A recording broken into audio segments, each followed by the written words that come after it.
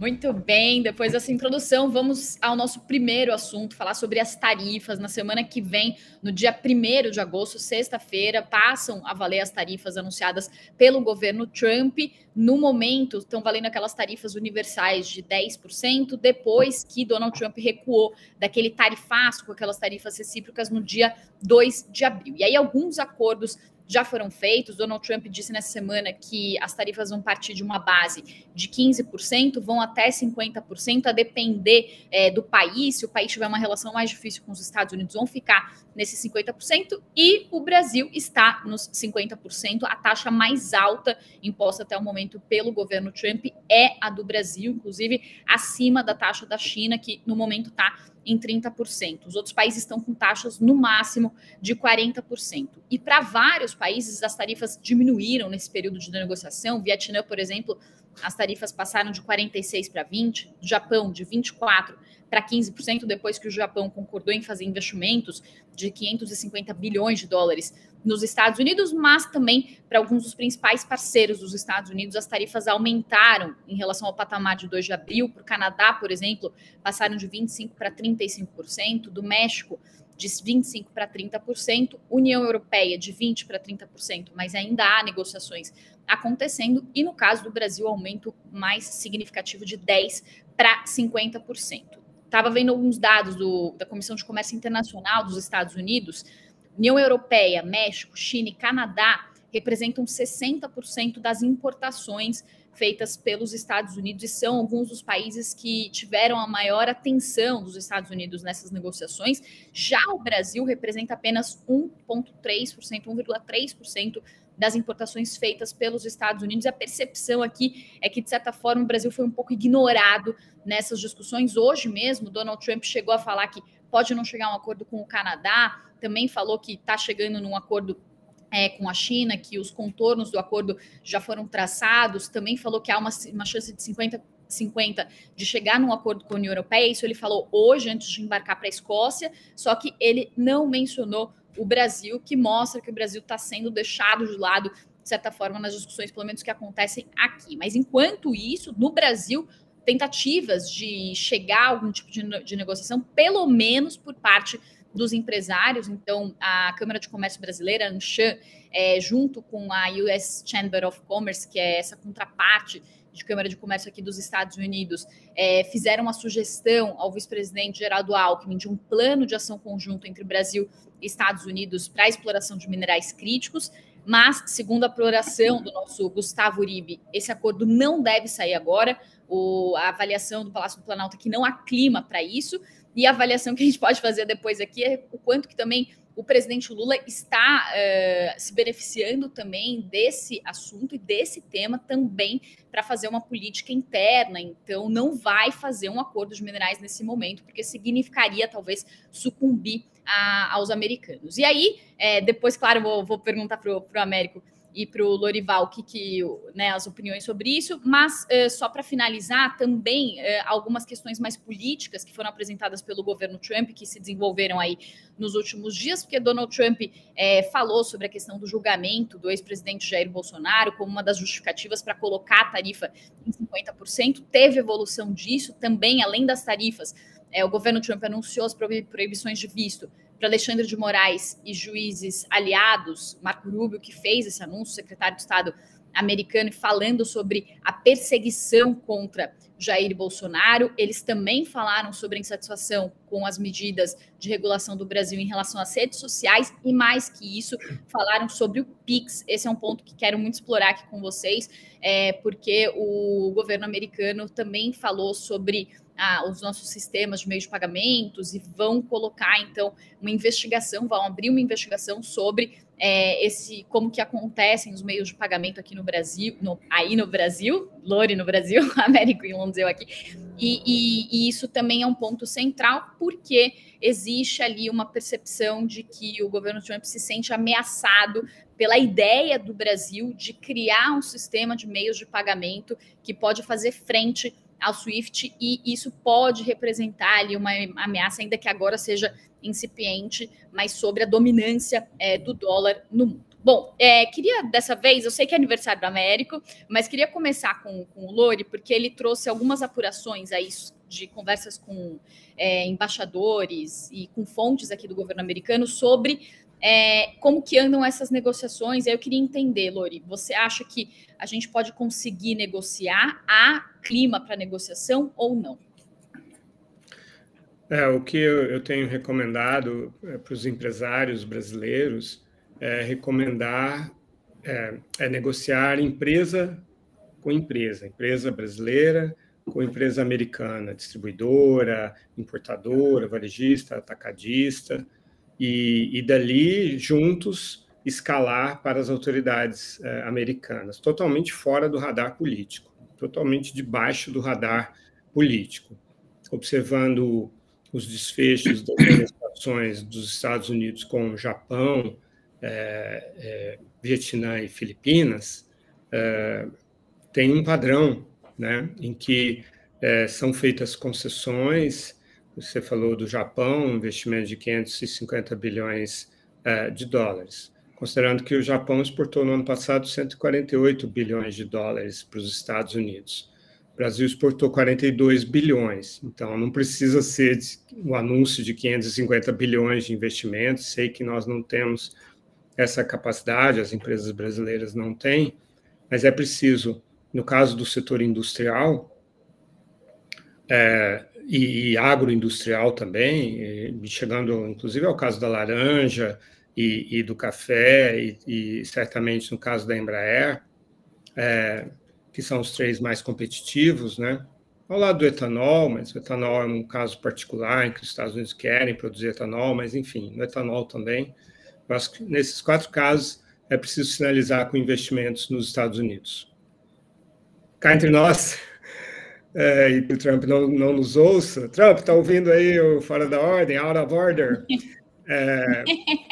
Não. Out of Order, adorei. Porque não precisa fazer todo aquele investimento anunciado, fica para que 10 anos, entendeu? Mas sinalizar com isso, vou investir e tal, quero produzir nos Estados Unidos, vou gerar X empregos e tal.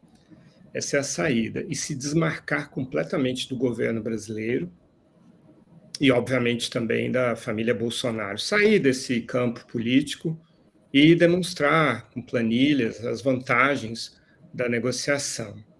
Então, no caso do Japão, eles conseguiram 15% de tarifas, que não é baixo, considerado que antes era 2% e até zero as tarifas dos Estados Unidos, mas, enfim, é o que temos. E, como você disse também, Vietnã conseguiu 20%, Filipinas 19%. Aliás, eu quero citar aqui o caso da Indonésia e não do Vietnã, porque eu acho mais parecido com que as nossas condições em relação ao agro. A Indonésia tem um perfil parecido conosco, não são os mesmos produtos, para eles é muito importante o óleo de palma, de dendê e tal, e a floresta, a parte madeireira e tal. Mas eles, Indonésia e Filipinas, eles abriram realmente o mercado deles industrial, né? Eles não são países industrializados, nós somos mais do que eles, né? Mas aí eles abriram, escancararam, 0%, e tomaram uma tarifa de 19%. Então, assim, pô, Lorival, jogo duro esse. Pois é isso, é assim, né? E eles não têm capacidade de investimentos como o Japão tem. A gente está meio que no meio do caminho entre Japão e Indonésia e Filipinas, em termos, né, de industrialização e de commodities agrícolas. Então, acho que a gente tem que buscar um caminho do meio aí, de abrir, reduzir nossas tarifas industriais, e aí depende do governo brasileiro, e essa acho que é a parte mais difícil.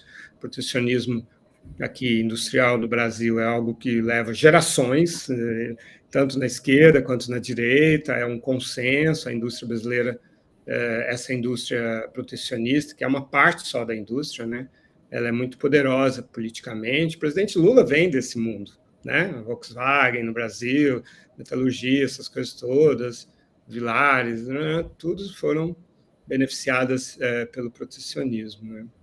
E E aí essa é a parte difícil que talvez não vá acontecer. Então, por isso, vamos pensar mais no modelo japonês, talvez, né? Pensando em termos de empresas e tal, chegar, olha aqui, eu vou investir aqui, tal, vamos trabalhar juntos. Por outro lado, vocês continuarem comprando meus produtos é muito bom, vocês não vão conseguir fazer café, fazer tanta laranja aí. A Embraer é né, uma empresa única em termos assim de aviação, é bem importante para o sistema americano, né, de voos regionais e tal. E por esse caminho se desmarcar da política. Américo, você acha que há viabilidade para isso? O governo Trump pode recuar, esquecer desse momento mais turbulento e recuar, talvez em alguns pontos específicos? Ou para você essa é uma questão de política? Tá ligada à questão do Bolsonaro? Eu sei que você falou sobre isso em algumas edições anteriores. Qual que é a tua visão, então, sobre a questão? Os sinais são muito ruins. Todos os sinais são muito ruins. Eu queria, até antes de falar especificamente do acordo brasileiro, chamar a atenção para esses acordos todos que o Lorival colocou, e ele colocou clarissimamente, que é o que temos. Na verdade, todos esses acordos, Japão, Indonésia, Vietnã, Filipinas, todos péssimos acordos para esses países, melhores do que as ameaças do Trump, mas tudo muito ruim. Tanta promessa de investimento japonês, as tarifas que foram colocadas, e isso tudo vai ter um impacto negativo enorme no comércio mundial de uma forma geral. Nós vamos entrar numa outra fase, e talvez a Pri tenha mais a elaborar sobre isso, o Lori também e tal, mas nós vamos entrar numa outra fase da realidade do comércio mundial e do desenvolvimento mundial, e é muito importante que os líderes econômicos, os líderes políticos prestem atenção nisso, porque são péssimos acordos para você, no curto prazo, continuar vendendo alguma coisa para os Estados Unidos, mas isso vai ter um abalo protecionista enorme, então é muito ruim. No caso específico do Brasil, a gente pode falar disso em mais detalhes daqui a pouco, mas no caso específico do Brasil, os sinais são muito ruins, porque os sinais precisam vir da Casa Branca.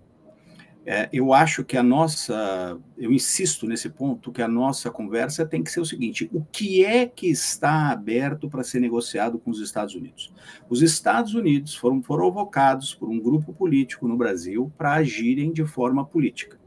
E o presidente Donald Trump comprou essa versão porque ele tem interesse em interferir na soberania e na política do Brasil, com vistas a tentar influenciar a eleição do ano que vem. Isso precisa ficar claro, esse é o ponto.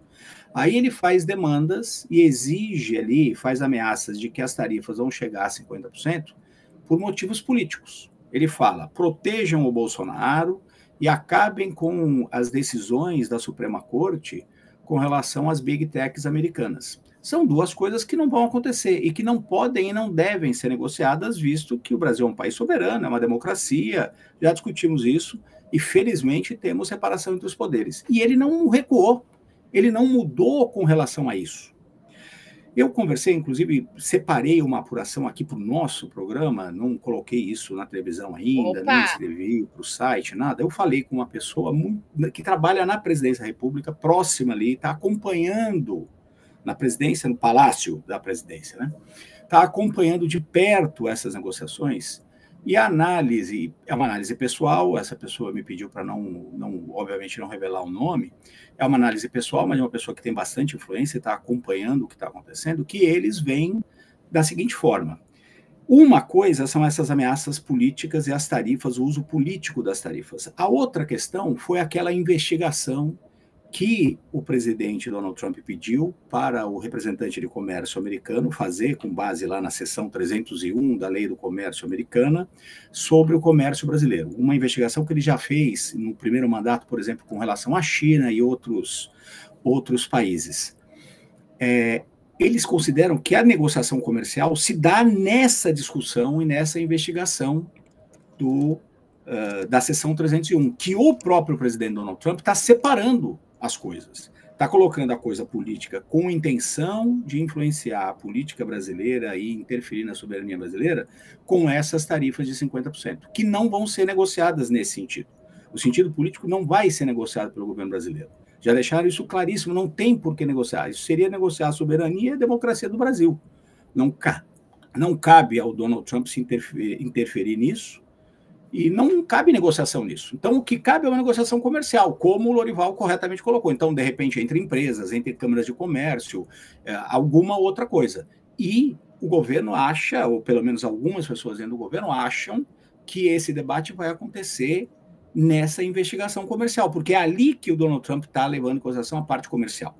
Notem que o Trump não falou, em momento nenhum, mesmo quando ele disse, não, eu estou fazendo isso porque eu posso, ele não falou em nenhum momento de comércio. A carta dele não fala de comércio. Quando fala de comércio, dá informações erradas.